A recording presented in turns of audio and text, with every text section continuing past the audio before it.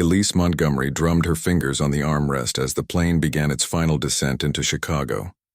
After 6 months overseeing the opening of a new hotel in London, she was eager to check on her flagship property. The Meridian Chicago had been her first major success, the cornerstone upon which she had built her entire hospitality empire over the past 15 years. The flight attendant's voice crackled over the intercom, asking passengers to prepare for landing. Elise straightened her seat and gazed out the window at the city skyline. The early morning sun glinted off Lake Michigan, painting the water gold. Chicago always felt like coming home, even though she now had hotels in 6 major cities across the country. "Would you like me to arrange a car for you at the airport, Ms. Montgomery?" her assistant had asked before she left London. "No," Elise had replied with a small smile. "I want to go in under the radar this time." For years, her visits had been announced weeks in advance, staff lined up in pressed uniforms, managers hovering nervously, everything polished to perfection. But what happened when the CEO wasn't expected? What was the everyday experience for the average guest? These were the questions that kept her up at night as her company grew larger. The plane touched down with a gentle bump. Elise gathered her carry-on luggage, just a small suitcase and her leather handbag. She had deliberately packed light, bringing only casual clothes for this trip. No power suits, no designer dresses, nothing that screamed executive. Today, she was just another traveler passing through. After making her way through the terminal, she hailed a regular taxi instead of calling her usual car service. The driver, a middle-aged man with salt and pepper hair, loaded her bag into the trunk. "Where to?" he asked, sliding behind the wheel. "The Meridian Hotel downtown," she replied, settling into the back seat. "Nice place," the driver commented, pulling away from the curb. "Special occasion?" Elise smiled. "Just checking things out." The driver nodded and focused on the road ahead. Traffic was light this early in the morning and they made good time into the city. Elise used the ride to check her emails, responding to a few urgent messages from her executive team. None of them knew she was in Chicago. They all thought she was taking a well-deserved break after the London launch. The taxi pulled up to the gleaming glass entrance of the Meridian Chicago. The building stood 35 stories tall, its modern architecture a statement of luxury and sophistication. Elise paid the driver, added a generous tip, and stepped out onto the sidewalk. For a moment, she simply stood there, observing. A doorman in a dark green uniform rushed to help an elderly couple with their bags. A valet jogged to take keys from a businessman stepping out of a sleek sports car.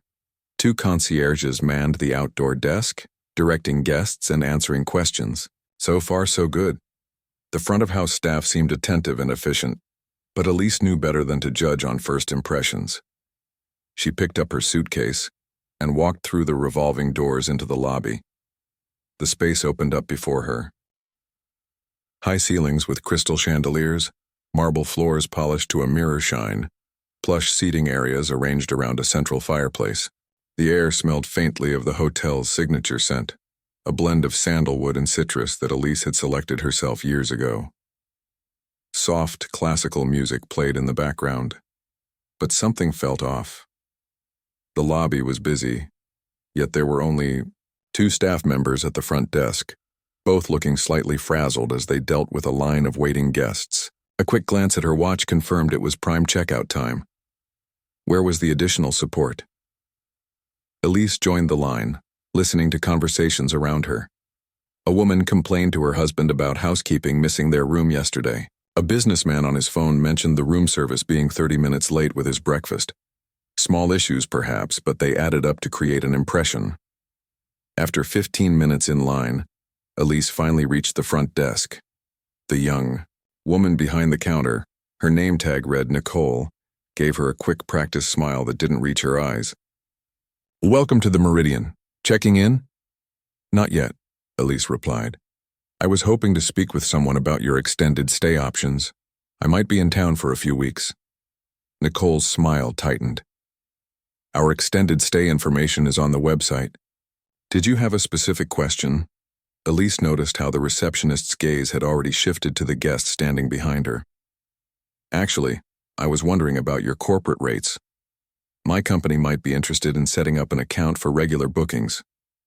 You'll need to email our corporate sales department for that information. The address is on our website. Nicole's tone was dismissive, her attention clearly divided. Could I perhaps speak with a manager about it while I'm here? Elise pressed. Nicole sighed, not bothering to hide her irritation. Our managers are in a meeting right now. If you'd like to leave your contact information, someone can get back to you later this week. Elise nodded slowly. I understand. In that case, I'll just check in for tonight. The receptionist's demeanor shifted slightly at the prospect of completing a transaction. She tapped at her computer. Name, please? Montgomery. Elise Montgomery. Nicole typed the name without reaction, confirming what Elise had suspected. The staff weren't familiar enough with the company leadership to recognize her. After all, most of her publicity photos showed her in formal business attire with her hair styled professionally, not in jeans and a simple blouse with her curly hair pulled back in a casual ponytail. I'll need a credit card and ID, please.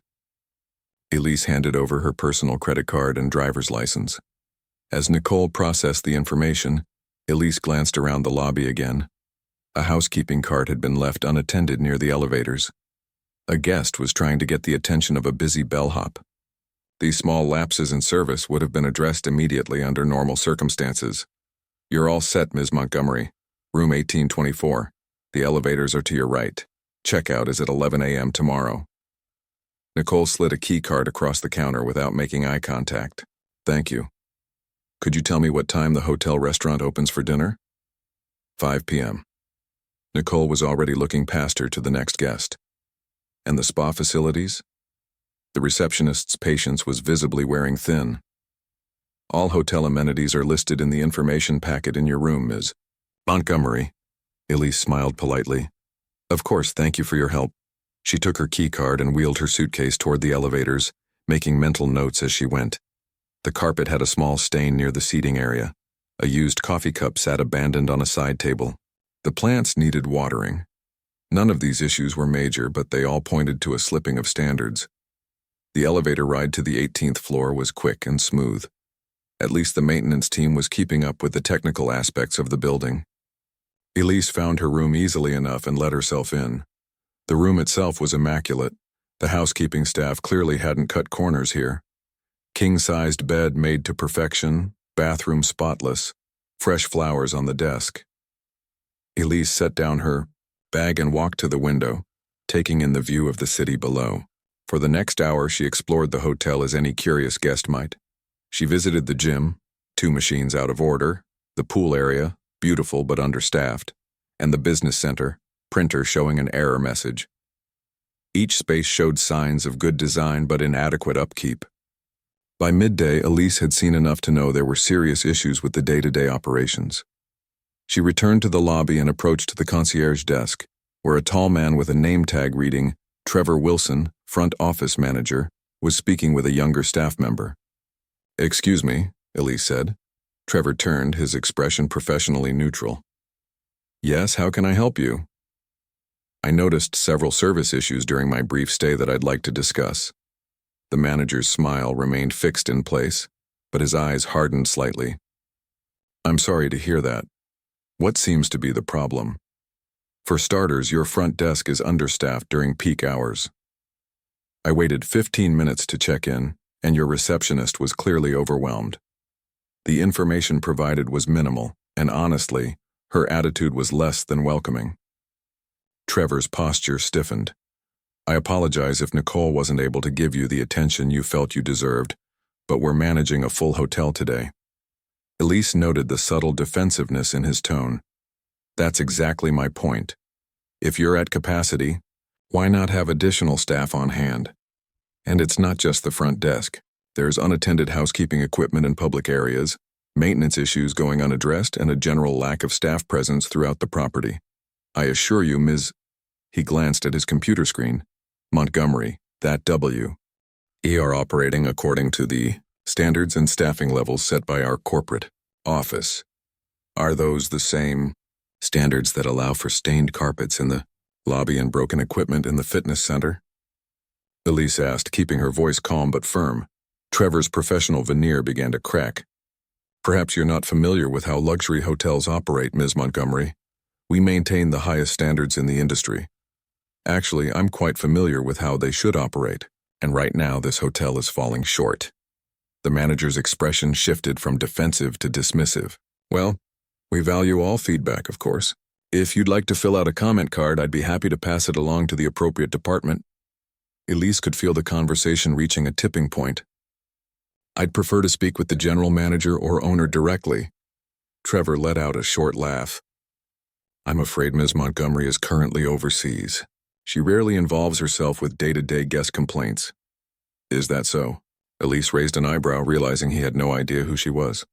And how would you know what she does or doesn't involve herself with? Something in her tone must have triggered his suspicion. Trevor looked at her more carefully, taking in her casual appearance with a critical eye. Are you claiming to know our CEO personally?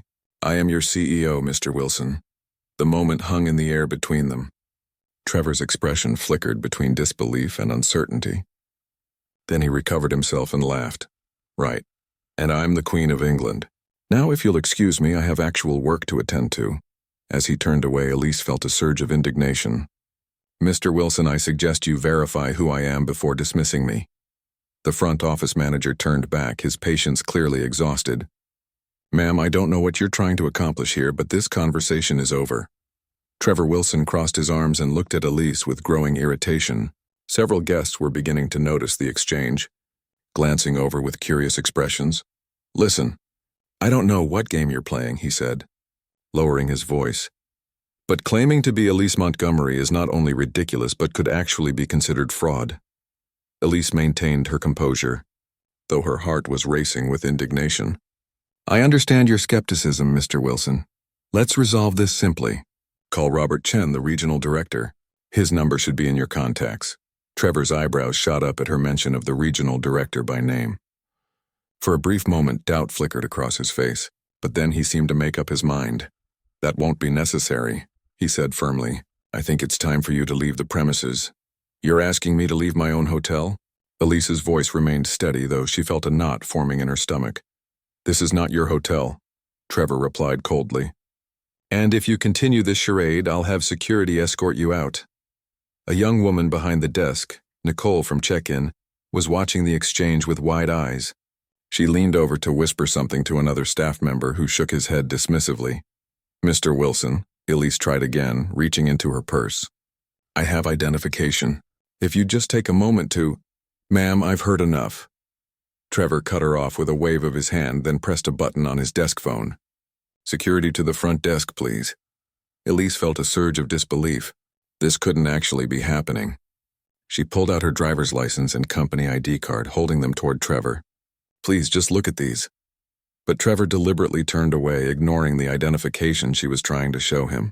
Our security team will be here momentarily to escort you out. I suggest you don't make this any more embarrassing for yourself. Guests in the lobby were now openly staring. Elise felt heat rising to her cheeks, not from embarrassment but from anger. 15 years of building this company, of pouring her heart and soul into creating exceptional guest experiences, and this was how her own staff treated someone they thought was just an ordinary guest with concerns.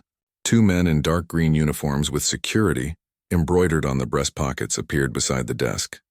One was tall and broad-shouldered with a clean-shaven head. The other was shorter with a neatly trimmed beard. Both looked at Trevor expectantly. This woman has been harassing our staff and falsely claiming to be the CEO of our company, Trevor explained to them, his tone dripping with condescension. She needs to be removed from the property. The taller security guard turned to Elise with a stern expression. Ma'am, I'm going to have to ask you to come with us. This is absurd, Elise said, trying to maintain her dignity despite the humiliation burning through her. I am Elise Montgomery. I founded this company. I own this hotel. The security guards exchanged glances, clearly unconvinced. Ma'am, please don't make this difficult, the shorter one said. You can come with us voluntarily or we'll have to use more forceful measures. Elise looked around the lobby. Every eye was on her. Guests pausing mid-conversation, staff members watching from behind counters and doorways. The beautiful space she had designed herself down to the last detail suddenly felt alien and hostile. Fine, she said at last, her voice tight with controlled fury. But understand that there will be consequences for this. Of course there will, Trevor muttered with a smirk, just loud enough for her to hear. The security guards moved to either side of her, not quite touching her but making it clear she was being escorted out. As they walked toward the exit, Elise held her head high, refusing to show how deeply this cut. Just before they reached the revolving doors, Trevor called after her. "Oh, and Ms. Montgomery? Maybe next time you should try a hotel more suitable for your budget." The shorter security guard chuckled, and Elise caught the meaningful look that passed between him and Trevor. Her stomach twisted as the implication became clear. This wasn't just about her casual clothes or her complaint. The way they were looking at her, judging her. As a successful black woman in business, Elise had encountered subtle discrimination throughout her career. But to face it in her own hotel, from people she paid to uphold her company's values of respect and dignity for all guests, that cut deeper than any outside prejudice ever could. The revolving doors spun, and suddenly Elise was standing on the sidewalk outside the Meridian Chicago, effectively banned from her own property. The security guards remained just inside the doors, watching to ensure she didn't try to re-enter. For a moment she stood frozen, processing what had just happened. A couple walking past gave her curious glances. The doorman, who had watched the whole scene, deliberately looked away when she caught his eye. Elise walked slowly to a bench near the hotel's entrance and sat down, her legs suddenly feeling weak. She pulled out her phone, her fingers trembling slightly with adrenaline as she dialed. "Robert? It's Elise." Her voice was remarkably calm despite the storm inside her. "I need you to meet me at the Chicago property right away. And bring Diane from HR." Robert Chen, her trusted regional director for the Midwest, sounded confused. "Chicago? I thought you were still in London. What's happened?" "I just got thrown out of my own hotel." She explained the situation in brief, precise sentences. There was a moment of stunned silence on the other end of the line. Then Robert's voice came back, tight with controlled anger. "I'll be there in 20 minutes. Diane might take a bit longer. She's at our Milwaukee location today. Tell her to drop everything. This can't wait." Elise ended the call and sat back on the bench, mind racing. This incident wasn't just about her. If this was how the Meridian treated someone they perceived as difficult, or not fitting their idea of a proper guest, how many others had received similar treatment? How many guests had been dismissed, disrespected, or even removed, simply because of how they looked or spoke? Every fiber of her being wanted to storm back into that lobby right now and reveal herself, but the seasoned businesswoman in her knew a more measured approach would be more effective. This wasn't just about revenge or saving face. It was about addressing a systemic issue. Elise used the 45 minutes before Robert's arrival to gather her thoughts and plan her next steps. She made several phone calls, to her assistant in London, to the company's legal counsel, to the executive vice president of operations. Each conversation was brief and to the point. By the time she spotted Robert's company car pulling up to the curb, she had a clear strategy in mind. Robert Chen stepped out of the car, his usually calm face tight with concern. He was dressed impeccably in a tailored gray suit, the very picture of executive presence that Elise had deliberately avoided that morning. "Elise," he said, hurrying over to the bench. "I still can't believe—" "Are you all right?" "I'm fine," she assured him, standing to shake his hand formally. Anyone watching would see a business meeting, not a CEO who had just been humiliated by her own staff. "Just processing what this means for our company culture." Robert glanced toward the hotel entrance. "Should we go inside and deal with this right now? I can't wait to see their faces when they realize—" "Not yet," Elise cut him off. "I want to handle this properly. Is Diane on her way?" "Yes, she should be here any minute. I also took the liberty of calling James from security, the head office security, not the hotel team. He's reviewing the camera footage remotely as we speak." Elise nodded approvingly. "Good thinking. Let's wait for Diane in the car. I don't want to tip our hand just yet." They walked to the sleek black company car parked nearby. As they settled into the back seat, Robert shook his head in disbelief. "I've always been impressed with how you handle crises, Elise, but I have to say, if someone threw me out of my own building, I don't think I'd be this composed." Elise smiled thinly. "Years of being the only woman of color in rooms full of investors who questioned every decision I made has given me a high tolerance for disrespect. But that doesn't mean I accept it? Robert nodded soberly. Of course not. So what's the plan? First, we document everything. The security footage, statements from witnesses if possible. Then, she broke off as her phone buzzed with a text message. That's Diane, she's 5 minutes out. They waited in silence for a few moments, watching the comings and goings at the hotel entrance. The same doorman who had avoided Elise's gaze earlier was now greeting guests with practiced charm, helping an older couple with their luggage. You know what bothers me the most, Robert? Elise said quietly. It's not the personal disrespect. It's what this says about how far we've drifted from our core values. Robert looked at her questioningly. When I started this company, she continued, our first principle was that every guest would be treated with equal dignity and respect, regardless of who they were or how they looked. Somewhere along the way, that got lost. A knock on the car window interrupted her reflection. Diane Wong, the company's head of human resources, peered in at them, her expression a mixture of concern and barely contained outrage. Robert opened the door to let her in. I came as fast as I could, Diane said, sliding into the seat beside them. She was clutching a tablet and a leather portfolio. James sent over the security footage. It's as bad as Robert described. Elise nodded grimly. Let's watch it. As the three of them reviewed the footage of Elise's confrontation with Trevor and her subsequent removal from the hotel, a steely resolve settled over her. This wasn't just about one bad manager or a few disrespectful staff members. This was a symptom of a larger problem that needed to be addressed head-on. When the video ended, Elise closed her eyes for a moment, centering herself. Then she looked at her two executives, determination written across her face. It's time to go back in. And this time, things are going to be very different.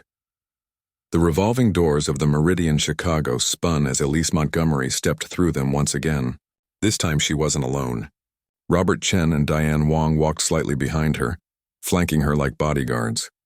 In the 45 minutes since her humiliating expulsion, Elise had transformed her appearance. Gone were the casual jeans and simple blouse. She now wore a perfectly tailored charcoal gray suit that had been delivered from her downtown condo at her request. Her hair was pulled back in a sleek professional bun, and she wore the diamond earrings that had been a gift to herself when she signed the deal for her second hotel. Her bearing had changed too. Shoulders back, chin up, each step purposeful and commanding. The lobby fell silent as the trio walked in. The same guests who had witnessed Elise being escorted out less than an hour ago now watched with curiosity as she strode across the marble floor, her heels clicking rhythmically with each confident step. Nicole, the receptionist from earlier, was the first to notice them. Her eyes widened in recognition, then grew even larger as she took in Elise's transformed appearance. She nudged her colleague frantically, whispering something urgent. At the concierge desk, Trevor Wilson was speaking with a guest, his back to the entrance. He turned at the sudden hush that had fallen over the lobby, and the smile on his face froze, then faltered, then disappeared entirely as he recognized Elise. Good afternoon. Mr. Wilson, Elise said, her voice calm but carrying across the now silent lobby.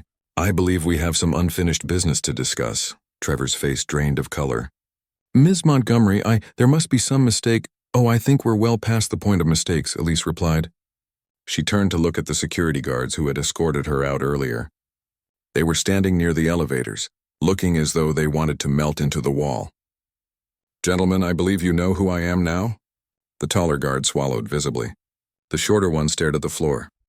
Ms. Wong, Elise said, turning to her HR director, please escort these security staff to the back office. I'd like statements from both of them before they leave the property today. Diane nodded briskly. Of course. She walked toward the guards, who followed her without protest, their shoulders slumped in defeat.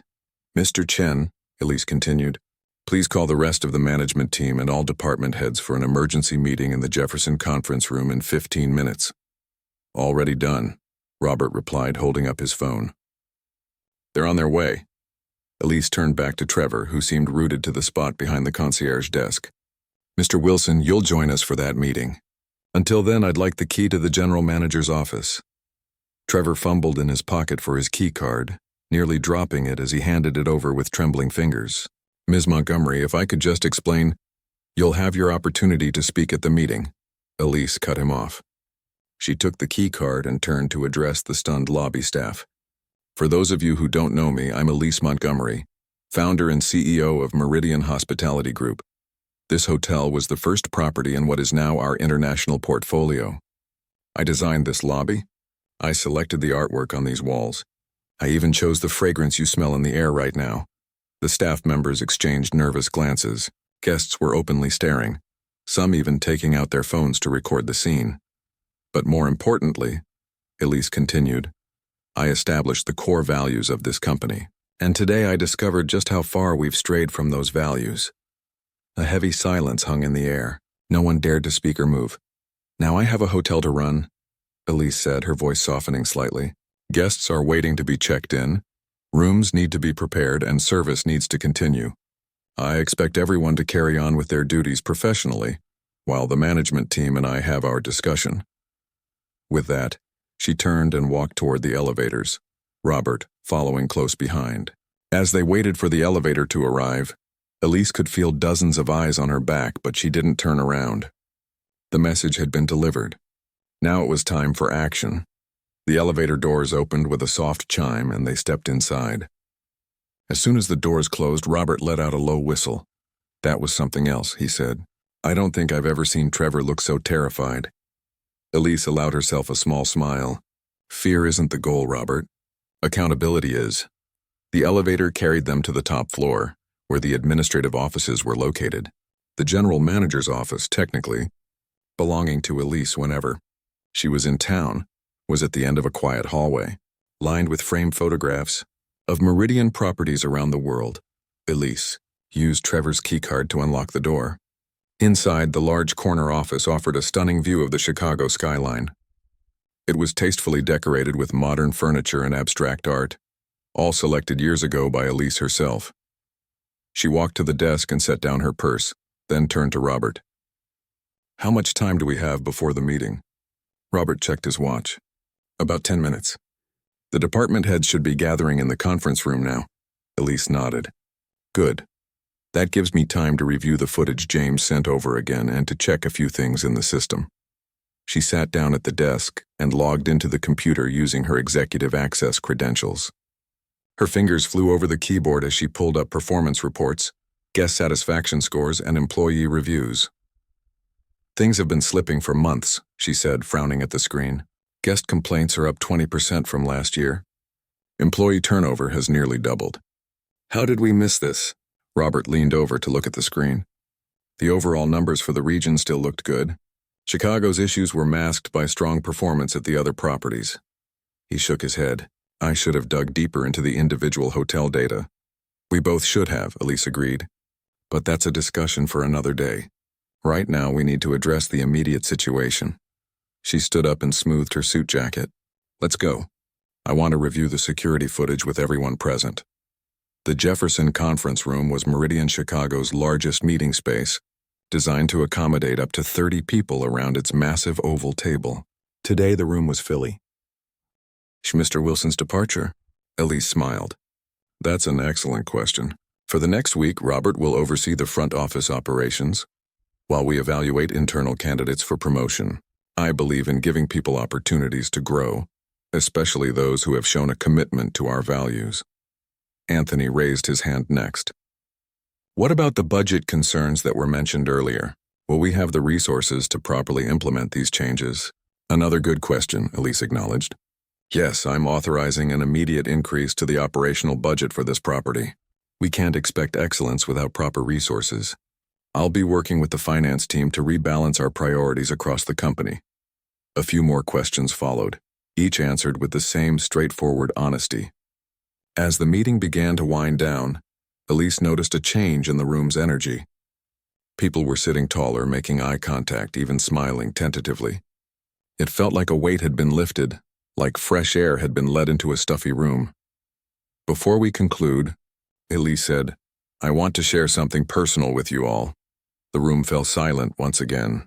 15 years ago, when I was trying to secure funding for the very first Meridian hotel, this hotel, I was turned away by 27 different investors. Some told me outright that a black woman couldn't succeed in luxury hospitality. Others were more subtle, questioning my experience or my fit for the industry. She paused, the memory still sharp after all these years. But I persisted, because I believed there was room in this industry for a company that truly valued every guest, not just the ones who looked or sounded a certain way. That belief built this company, and I will not stand by and watch it be undermined by prejudice, laziness, or indifference. Elise looked around the room, her gaze intense but not unkind. I believe in second chances. I believe in growth and learning. But I also believe in accountability. So I'm asking each of you to make a choice today. Either commit fully to the values this company was founded on, or find somewhere else to work. There is no middle ground anymore. With that, she nodded to Diane, who stood and addressed the group.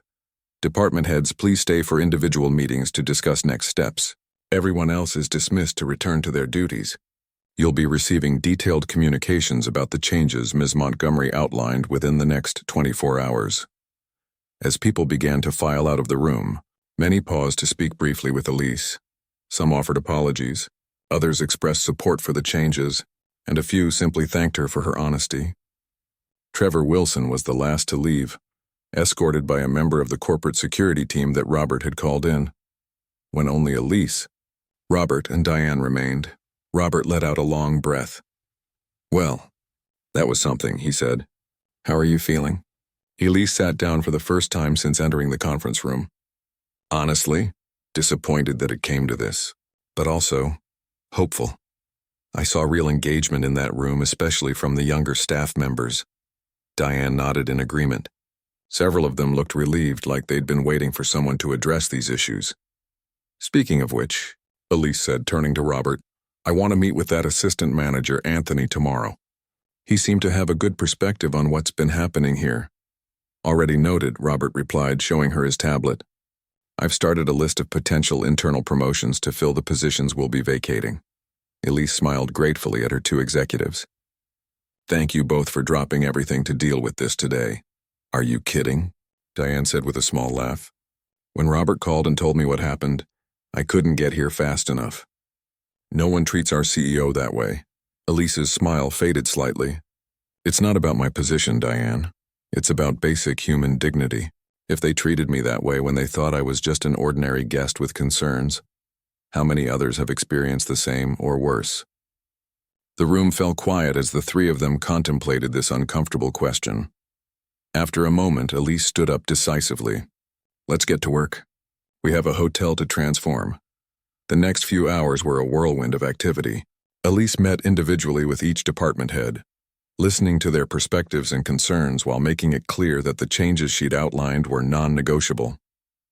Robert worked with HR to process the terminations and begin identifying potential internal promotions. Diane drafted communications to staff and corporate headquarters, explaining the situation and the path forward. By early evening, word had spread throughout the hotel about the morning's events and the resulting changes. As Elise walked through the lobby on her way to check on front desk operations, she could feel the difference in the air. Staff members who had barely acknowledged her casual-dressed presence that morning now greeted her with genuine smiles and attentive service. But Elise wasn't naive. She knew that real change would take more than one dramatic day and a few terminations. The culture that had allowed today's incident to happen had developed over time, and it would take time to rebuild. However, as she watched the newly energized staff interacting with guests, she felt the first stirrings of genuine optimism. Near the front entrance, she paused to observe a young front desk agent checking in an elderly couple dressed in simple, travel-worn clothes. The agent was attentive, patient, and genuinely warm. Exactly the kind of service Elise had always envisioned for her hotels. "That's a good start," she thought to herself. That's what Meridian should be. 6 months had passed since the day Elise Montgomery was thrown out of her own hotel. The early morning sun streamed through the windows of her corner office at the Meridian Chicago as she reviewed the latest guest satisfaction reports. A smile spread across her face as she scrolled through the numbers. Highest scores in the company's history, she murmured to herself, taking a sip of her coffee. A knock on her door interrupted her thoughts. "Come in," she called. Anthony Harris entered, carrying a tablet and a small stack of folders. In the month since the incident, Anthony had been promoted from assistant food and beverage manager to front office manager, filling the position left vacant by Trevor Wilson. The young man had proven to be an exceptional leader, with a natural talent for customer service and a genuine commitment to the company's renewed values. "Good morning, Ms. Montgomery," he said with a warm smile. "I have the final numbers for last month and the staff rotation schedule for your approval." "Anthony, after 6 months of working together, I think you can call me Elise," she replied, gesturing for him to take a seat across from her desk. "Old habits," he said with a small laugh. "My grandmother would have my hide if she heard me addressing my boss by her first name." Elise chuckled. "Fair enough. What do the numbers look like?" Anthony handed her the tablet. "Revenue is up 17% compared to the same month last year. Occupancy rate is at 92%, which is the highest it's been in 3 years. And guest satisfaction scores," he paused, unable to contain his pride. "We're at 9.7 out of 10. Elise looked up from the tablet, genuinely impressed. "That's remarkable." "The company average is 8.5. It's the staff," Anthony said simply. "Everyone feels, I don't know how to explain it exactly, like they're part of something meaningful now, like what they do matters." "It always mattered," Elise said quietly. "We just lost sight of that for a while." She rose from her desk and walked to the large window overlooking the city. The Chicago skyline was bathed in golden morning light, the lake a brilliant blue in the distance. "Do you know what today is, Anthony?" she asked, still looking out at the view. 6 months since the changes began," he answered carefully. Elise turned back to face him, smiling at his diplomatic phrasing. "6 months since I was thrown out of my own hotel," she corrected. "No need to tiptoe around it. That day changed everything. For the better, as it turns out." She returned to her desk and pulled up a document on her computer. "I've been working on something I want to share with the entire staff. A new initiative that will take what we've learned here and implement it across all Meridian properties." Anthony leaned forward, intrigued. "Company-wide changes. More than that," Elise replied. "We're going to share our journey publicly. The good, the bad, and the ugly. Full transparency about where we went wrong and how we fixed it." Anthony's eyebrows shot up in surprise. "That's in bold. Most companies try to bury their mistakes." "Exactly why we should do it differently," Elise said. "But before we take this company-wide, I want to hear from the people who made it work here. I've scheduled an all-staff meeting for this afternoon. Would you help me gather some honest feedback?" "Of course," Anthony nodded. "People will speak more freely with me than with the CEO." "Precisely why I'm asking you," Elise smiled. "Now let's go through this staff rotation schedule you mentioned." The rest of the morning flew by in a flurry of meetings and phone calls. By early afternoon, Elise found herself standing at the back of the hotel's largest event space, watching as employees from every department filed in for the all-staff meeting. There was an energy in the room, a sense of camaraderie and purpose that hadn't existed 6 months ago. Louisa from housekeeping spotted Elise and walked over. The older woman had become one of Elise's most trusted advisors during the transformation process. "Quite a difference from the last big meeting, isn't it?" Louisa said, nodding toward the staff members who were chatting and laughing together as they found their seats. "Night and day," Elise agreed. "I almost don't recognize this as the same hotel." "It isn't the same hotel," Louisa said firmly. "And thank goodness for that." When everyone was seated, Anthony walked to the front of the room to call the meeting to order. The chatter died down as he welcomed everyone and explained the purpose of the gathering. "As most of you know, today marks 6 months since we began our transformation journey," he said. "Ms. Montgomery wanted to take this opportunity to hear directly from all of you about what's working, what still needs improvement, and where we go from here." He gestured toward Elise, who walked to the front of the room amid warm applause. "Thank you, Anthony," she said, taking her place at the podium. "And thank you all for being here today. 6 months ago, many of us were in a very different meeting in this hotel, a meeting that began with some hard truths and difficult decisions." Elise paused, looking out at the faces before her. Some had been there that day. Others were new hires who had only heard the story secondhand. "I want to start today by acknowledging something important. The transformation of this hotel wasn't my doing. It was yours. Each and every one of you made a choice to embrace a new way of working, a new standard of service, and a renewed commitment to our founding values." She stepped out from behind the podium, preferring to address them more directly. "The numbers tell an impressive story. Our guest satisfaction scores are the highest in the company. Our revenue is up. Our employee retention rate has improved dramatically, But numbers only tell part of the story. Elise walked slowly across the front of the room, making eye contact with various staff members. The real story is in the daily interactions that don't get measured. It's in how Miguel from engineering stayed 3 hours after his shift to help an elderly guest whose wheelchair needed repairs. It's in how the kitchen team worked with a family to create a special meal for their child with severe allergies. It's in how our front desk staff learned basic phrases in 14 different languages to make international guests feel welcome. She smiled as she saw people nodding in recognition of these stories. Today, I want to hear from you. What have these 6 months meant to you? What have we learned that we should never forget? For the next hour, staff members from every department stood to share their experiences. A room attendant spoke about feeling respected for the first time in her 20-year career.